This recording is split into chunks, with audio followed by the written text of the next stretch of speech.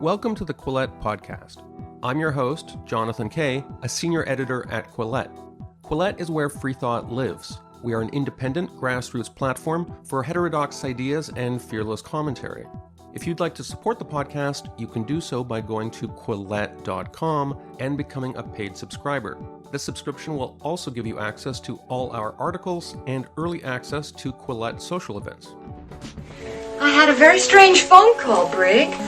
Strange? Who was it? I don't know, a man. He said to tell you before you go on with the Leffingwell matter, you ought to remember what happened in Hawaii. And then he hung up. What happened in Hawaii, Brig? What was the voice like? It was Crawley. He made it sound like he knew some kind of nasty secret. Well, I've been on the front pages the past few days. I'm bound to get some crackpot calls. Just hang up if you get any more. Are you sure you're doing the right thing about Leffingwell, Brig? Yes, darling, I'm sure. Don't worry about it. What did he mean about Hawaii? I was stationed there when I was in the Army, but I don't see what that would have to do with Leffingwell. Just some crackpot, darling, that's all. Welcome to the Quillette podcast. I'm Jonathan Kay, coming to you from Quillette's vacation studios in Ogunquit, Maine, thus the background ocean sounds you may be hearing. And that clip you just heard is from the 1962 American political drama film Advise and Consent. In this famous scene, we hear from U.S. Senator Brig Anderson and his wife, played by Dawn Murray and Inga Swenson respectively, discussing a phone call from someone seeking to blackmail the closeted gay senator as part of a larger political intrigue. The movie was fiction, of course, based on a novel of the same name, but as my guest James Kirchick writes in his acclaimed new book, Secrecy, The Hidden History of Gay Washington, the threat of that kind of phone call was very real for thousands of gay men working in Cold War-era Washington, D.C. Many didn't even get this kind of warning. They were simply fired from their jobs, often just on rumors of being quote-unquote queer. It was the ultimate form of cancel culture, as we might now call it, in a profoundly homophobic time.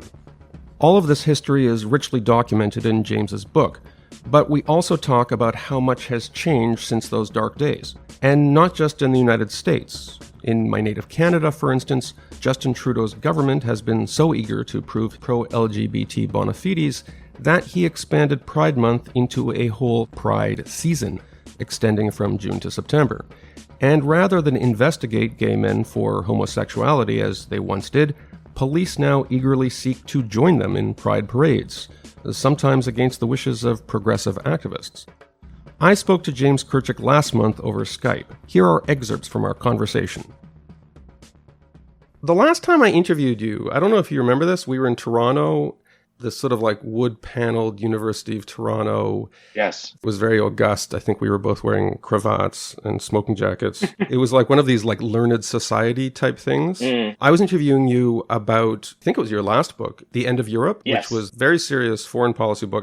What made you decide to turn your attention away from great affairs of state and more toward a historical focus on gay Washington? Well, this is also a book, I think, on great affairs of state, but in a historical context. And I've always been interested in the Cold War. The more reading I did, the more I realized that there was this sort of issue lurking in the background of American politics and American foreign policy during the Cold War of homosexuality.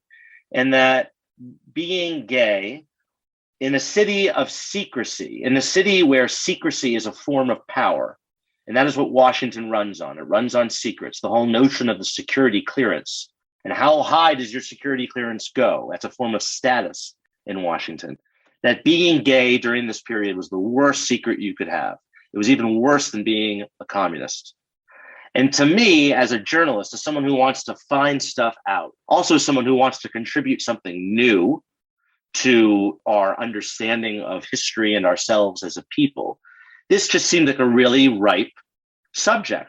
When you say it was worse to be gay than to be a communist, I think you mentioned in the book, if you're a communist, you can renounce the Communist Party, but unless you go through a successful bout of conversion therapy, you can't renounce homosexuality, right?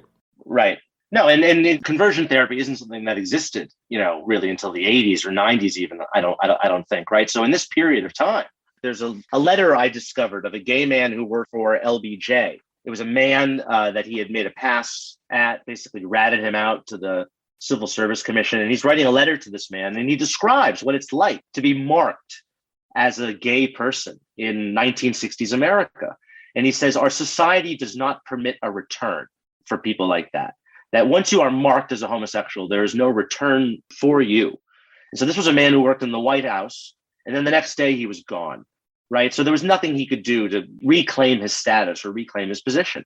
And so, yes, that's why I say that the homosexual was a worse thing to be than even a communist. You organize your book by chapter according to presidential administration. It almost suggests that Washington was a different kind of gay city depending on who was in power. I mean, I did it chronologically because I think this is really a story of it is a story of progress.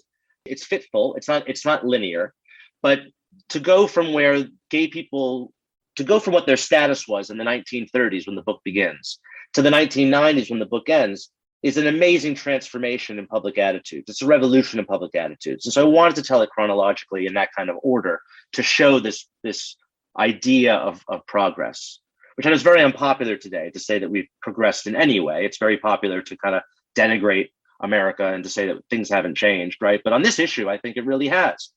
And you have to understand, as Americans, we really like to understand our history and read about our history by presidential administrations. That's how we define our eras, right? There's the Roosevelt era, there's the Eisenhower era. And so just in terms of writing a popular history, that seemed like the best way to tell it. And that's not to say that being gay was better under certain presidents than it was under others. I mean, it's not like things were better under Jack Kennedy, even though he was personally very comfortable around gay people. It's not like the government policies of the Kennedy administration were significantly better for gay people than they were under Eisenhower. Obviously, Ronald Reagan is remembered as a conservative. On the other hand, and you have a line here, you described Nancy Reagan, his wife, who was straight, as far as I know. You described Nancy Reagan as inescapably, irrepressibly gay. Yes. Can you? What do you mean by that? Well, her public image. I mean, she was sort of a kind of gay icon. The fashion, and she was a diva, and gay men love divas. And there was this kind of fascination that many gay men had with her. Not that they liked her necessarily, because she was very cold publicly towards the gay community. I mean, she didn't really lift a finger when it came to the AIDS crisis, nor did her husband, at least publicly. They hardly ever addressed the issue. But there was this kind of fascination with her as a fashion icon. And she had all these gay friends. I mean, I describe her, where I quote someone describing her as the first fag hag. And there's a page in the photo inserts, and it's called All the First Ladies' Men. And it's just a collection of photographs of Nancy and her gay designers, hairdressers, courtiers, walkers. She's interviewed by Andy Warhol. She's on the cover of Interview magazine. There's just this kind of gay aura around both Reagans, but especially around Nancy. And the Biden White House, they had a ceremony unveiling a new postage stamp with Nancy Reagan on it. And it actually raised a bunch of cackles from some gay activists because they didn't appreciate the fact that this was being done during Pride Month. So, she's a controversial figure in the gay community. I think precisely because she had all these gay friends. If she hadn't had them, if she hadn't come from this Hollywood background, then I think the sense of betrayal would not have been so strong. If I'm remembering this correctly, I think it was when Rock Hudson died. Yeah. You had this anecdote about how, I think it might have been the president was expressing sorrow about it, but had to edit what he said very carefully. Yes. I found the original draft of the public statement that Ronald and Nancy released upon the death of Rock Hudson, who was really the first celebrity to die of AIDS in 1985. And you look at this, and it's only a couple sentences long, but it says a lot. And I have the handwritten edits of the president.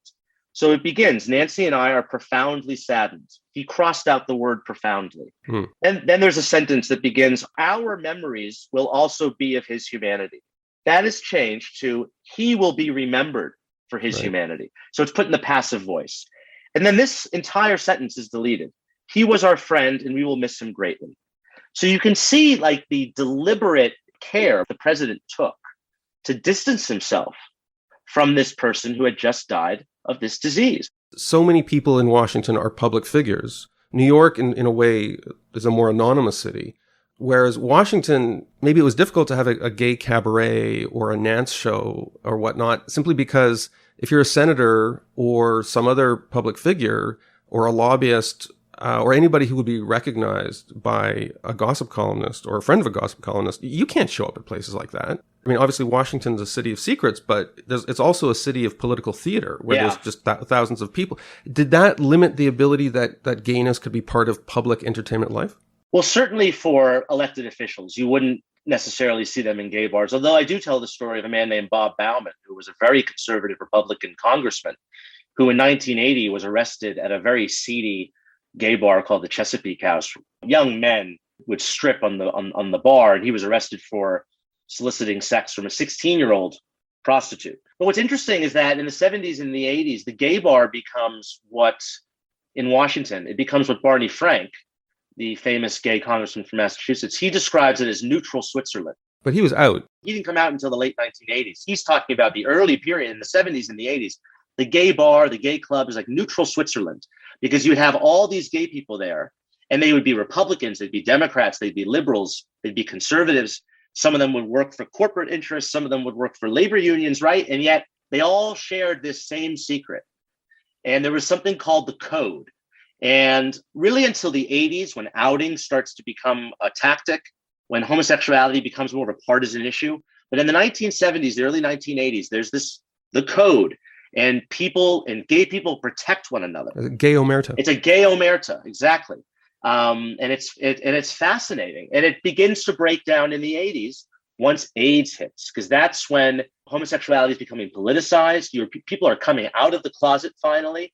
And they're saying, you know what, we're coming out of the closet. You should come out of the closet. Right. And the enemies of gay people, it's not so much the straight homophobes, it's the gay people in power who are assisting them, who are, locked in their own secrets, their own chambers of secrecy. And we as a community have to come out and acknowledge who we are. And once we do that, it'll be harder for others to oppress us. And that's when the code starts to break down. I should say, by the way, the New York Times gave your book a glowing review. Another major newspaper, ironically, the Washington Post itself, there was a guy who himself has written about gay history. One of his isolated criticisms was that you didn't explicitly identify FBI Director J. Edgar Hoover as gay. Is it known that he was gay? There's no evidence that he was gay, or straight for that matter. But I'm reading this critique. It's in the second paragraph. Again, this guy's name's Matthew Reimer, the reviewer. He mentions Hoover, and then it says, who Kirchick curiously avoids identifying as homosexual. Look, there have certainly been insinuations that he was gay, dating back to his earliest years leading the Bureau of Investigation, that's what the FBI was called in its early incarnation. He's written about in some places as having a mince in his step. It's remarked upon. The New York Times runs a profile where they remark upon the fact that he lives with his mother, that he collects antiques, which is a hobby that is associated with gay men at the time, right? Oh, we know. Okay. So there's a kind of wink, wink, nudge, nudge, obviously going on. Confirmed bachelor stuff, right? Yes.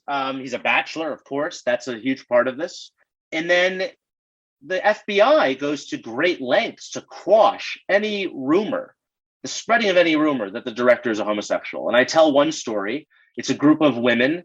In 1943, they're playing bridge. It's a bridge club in northwestern Pennsylvania. And one of the women just sort of mentions casually during conversation that Hoover is a queer. And unfortunately for her, one of the other ladies in the bridge club, her nephew is an agent in the FBI. She mentions this to him. He tells his boss. It gets kicked up the chain to headquarters in Washington. And the woman who made this remark is called into the FBI field office in Cleveland. And she's given a very stern talking to by the special agent in charge, demanding to know, where did you hear this lie, this slander about the director? And he orders her to go back and tell all the women that she made this up. She didn't know what came over her, and she made it up. And she does. And this happens many, many times. I mean, I found multiple examples of this in the FBI files of, random private citizens having what they believed to be were private conversations, and then all of a sudden getting a knock on their door by the FBI. So this was clearly something that the director was very, sensitive about, and that the agents were very sensitive. Just to be clear, this is not queer in the modern idiom where it's like you have blue hair and you're non-binary. Yes. You can be exclusively heterosexual and still be a queer person. It's a fascinating development. I lived in Washington briefly. Demographically, it was and remains a very black city. And most of the characters in your book are male white politicians. Yeah. The black community has its own subcultural attitudes toward homosexuality. Is that something maybe you talked to your publisher about before you wrote the book? Well, I mean, this is a book about political power in Washington during the Cold War. Political power in Washington during the Cold War was almost exclusively held by white men. So, there aren't that many African Americans in the book. There are some. There aren't that many women in the book. There aren't that many lesbians in the book for the same reason. Was this the sort of thing that a woman could have her political career scotched if she made a pass at another woman? Like, was it the absolutely, same? Absolutely. Look, there were female victims of the lavender scare, which was the gay component to the Red Scare. There were lesbians who lost their jobs, were hounded out of government, absolutely.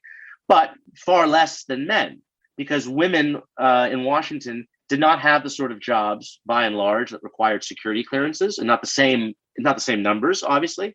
So they weren't subject to the same scrutiny that gay men were. Also, male sexuality was much more heavily policed and surveilled than female homosexuality, right? Gay men in the 1940s, 50s, and 60s, this is before the age of Grindr. There's not even that many gay bars, okay? So one of the few ways that gay men were able to socialize was, meeting in public parks, public bathrooms, public spaces.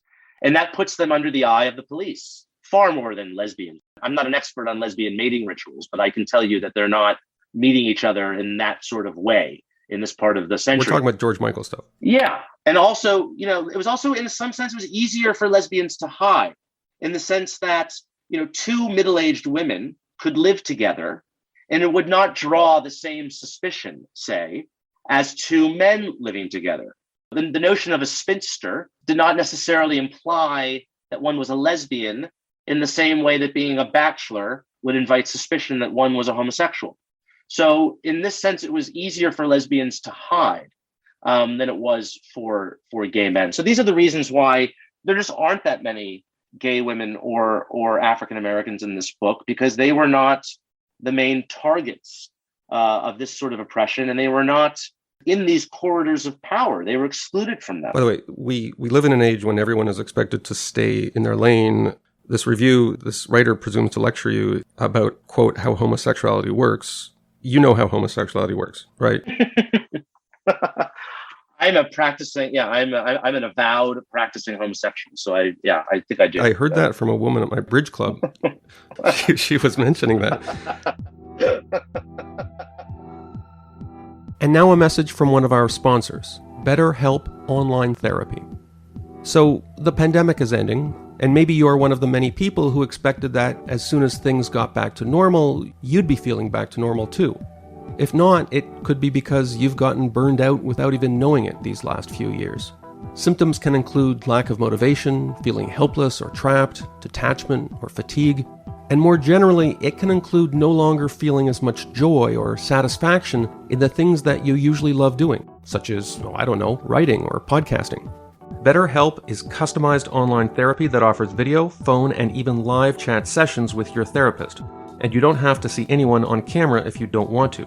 Plus, it's much more affordable than in-person therapy. So give BetterHelp a try and see if online therapy can help lower your stress. This podcast is sponsored by BetterHelp, and Quillette podcast listeners get 10% off their first month by visiting betterhelp.com/Quillette. That's BetterHelp.com/Quillette. And now back to our Quillette podcast. This isn't just a book about people whose careers are ended by homophobia. In many cases, people die, and a lot of these appear to be suicides. But part of the book has a strong film noir quality. Yeah. You have somebody being stabbed with a stiletto in an alleyway. Other people are found to have hanged themselves in sort of strange circumstances. How much of the stigma against homosexuality in Washington often could just lend itself to real violence? Well, yes, and I spoke earlier, right, about how gay men would seek sexual partners, and in this era, it was very dangerous because you had hustlers, you would have straight men, criminals, who would take advantage of gay men in these situations. You mean like extortion? Extortion or violence, or rob them for money. I mean, the story you just mentioned about a man stabbed with a stiletto, that was a typical, unfortunately, common story where a gay man, he was a Native American who worked at the Department of Indian Affairs, as it was called, the Bureau of Indian Affairs. He's at a gay bar, and these two young hustlers come up to him and basically offer him sex for money. And he leads them back to his apartment, and they try to rob him. They don't want to have sex with him. They want to rob him. And this was a common occurrence in America. And I guess you can't report it because you can't report it. Police might record the fact that you're gay, and that could be used against you to destroy your career. So, gay men were in this very precarious position. You mentioned suicide, and that was an unfortunately common thing too. There's a story of a man who, in the early days of the Eisenhower administration, after Eisenhower comes into office and the Republicans sweep Congress, basically pledging to clean up Washington, he hangs himself in his house. He's actually living with a man who was the walker for Margaret Truman. That's the term of the man who would take wealthy ladies out to society events. These two men lived together. It was sort of alluded to or insinuated that they were gay at the time. And there were many cases like it's an unfortunately long list. I hadn't heard of this. I don't think I'm pronouncing this correctly. The Mattachine Society? Mattachine Society. So tell us about that. I confess I've never heard of it. Well, the Mattachine Society is really the first sustained gay rights organization in the United States. And it's founded in Los Angeles in 1950. But the real most important chapter is the one that's founded in Washington, D.C. in August 1961. They hold their first meeting at the Hay Adams Hotel. And the co-founder is a man named Frank Kameny. And he was a Harvard-trained PhD astronomer who was working for the U.S. Army when in 1957, so right at the height of the space race, he is summoned to the headquarters of the Civil Service Commission in Washington and is fired because he's gay. And what he chooses to do is revolutionary. He becomes the first gay person in this situation. Thousands have been fired by the federal government. He decides to challenge his firing. The last time I came on your podcast was to talk about the degeneration of the ACLU. Well, I have to report that in 1957, not even the ACLU would take Frank Kameny's case. Wow. A homosexual who was fired by the government that's how lonely he was in America, right? That not even the ACLU would take his case. So he writes his own legal briefs. He has no legal training. He tries to take his case all the way up to the Supreme Court. They don't hear it. And in frustration and real stubborn determination, he co-founds this organization, the Mattachine Society. They organized the first picket for gay rights outside the White House in 1965, and they organized other protests outside other government facilities. They launched letter writing campaigns, public education campaigns.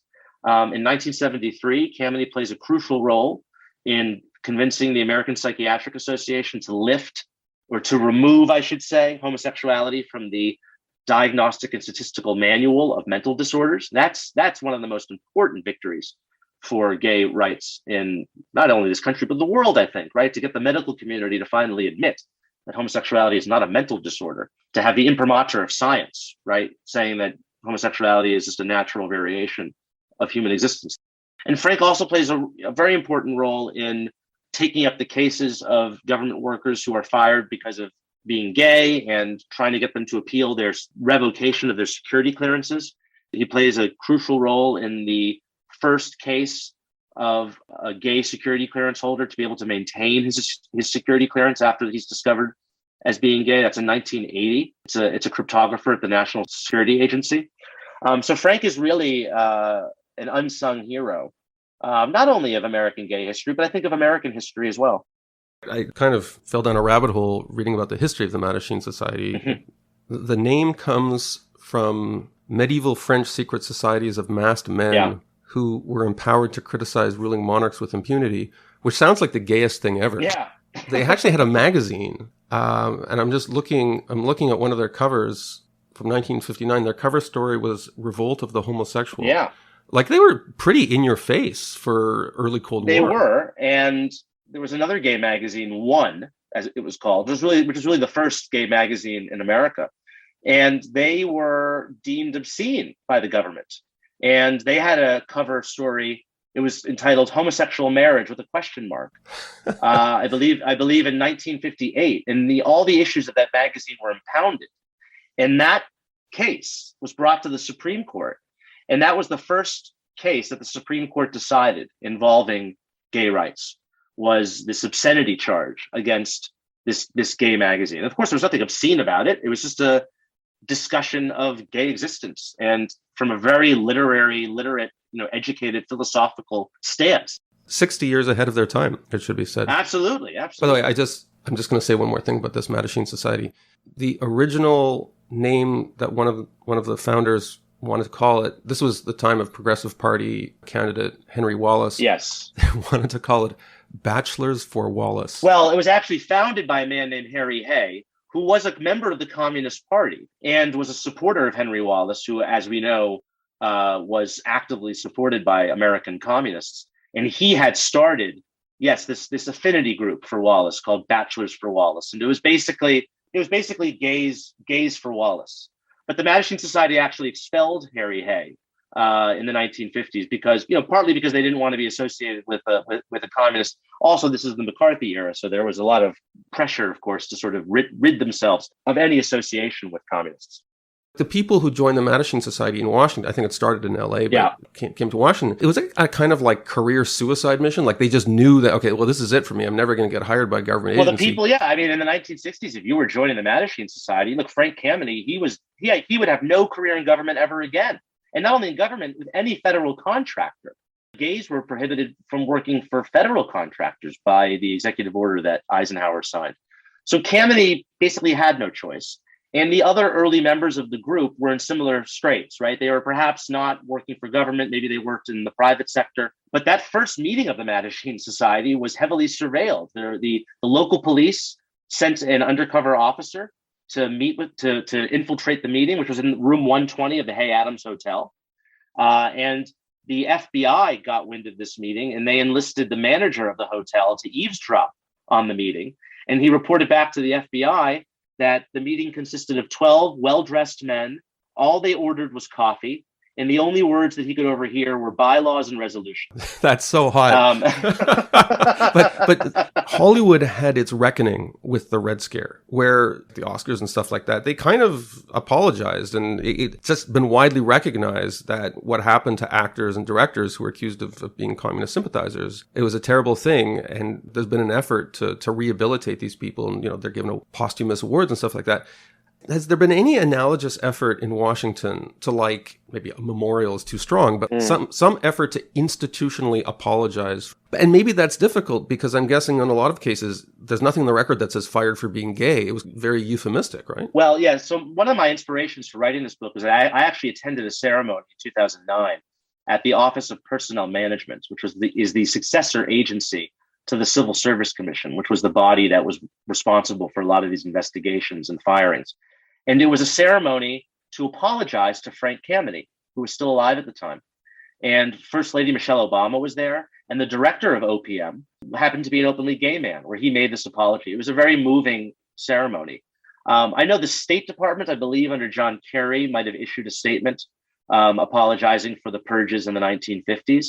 And I believe there's a bill currently in Congress that would call for something similar for the federal government to do. But no, part of the reason I wrote this book is because I don't think our country has had this sort of reckoning with what it did to gay people.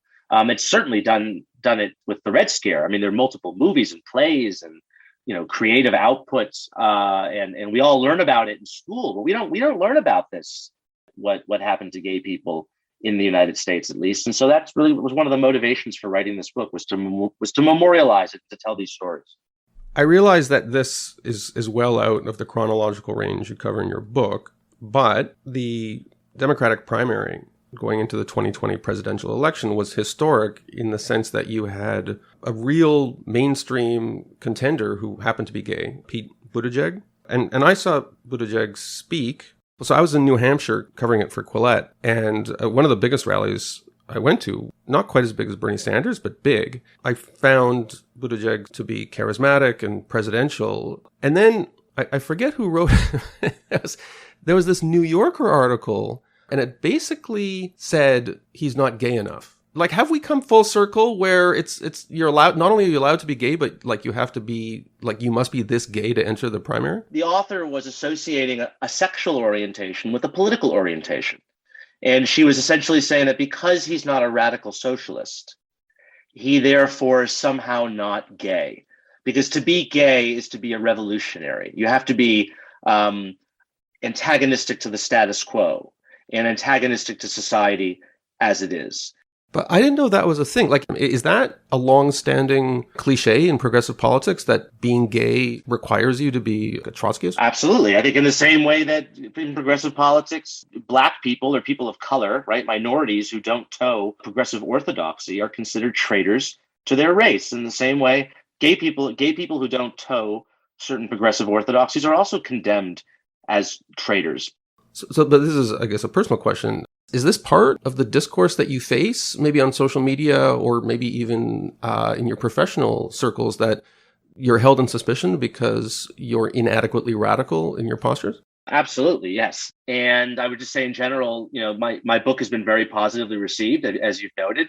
The handful of negative criticism has come from some kind of self-identified queer writers who take issue with my even touching this subject. Right. Clearly, the book buying public disagrees because the book debuted on the New York Times bestseller list. So I think that these people are a minority within the gay community. They're just extremely loud.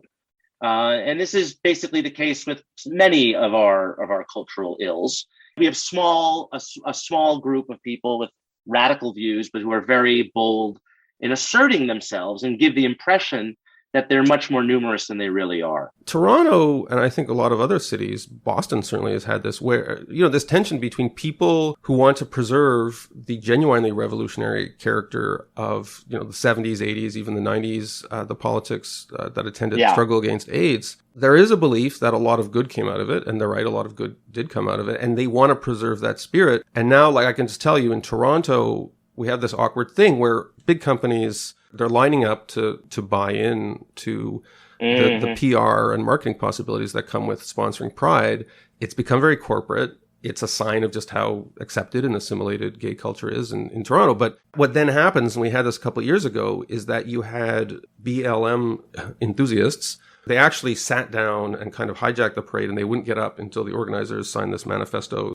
There's a debate about, is this going to be an act of resistance or is this going to be an act of celebration? There's been a lot of tension when it comes to the presence of police, uniformed police at Pride marches. Oh, yeah. We had that in Toronto. Gay police, right? These are gay police who want to march as police officers. And I find it just sad because if you think of the Stonewall Uprising, which is this epical moment in gay history, that was a riot against police abuse. These are police officers who were abusing their power. They were raiding a gay bar, arresting the patrons, which is something they did often. And this was an uprising against that police violence. We're now in a situation where the police are bending over backwards to show their support for the gay community. You have gay police officers who want to, show their pride as gay people and police officers. It seems to me this is a great thing to celebrate, right? We've gone from police arresting us, entrapping us, beating us up, blackmailing us, throwing us into prison because of who we are, to now where they all want to don rainbow badges. And that seems to me a wonderful transformation that we should be embracing.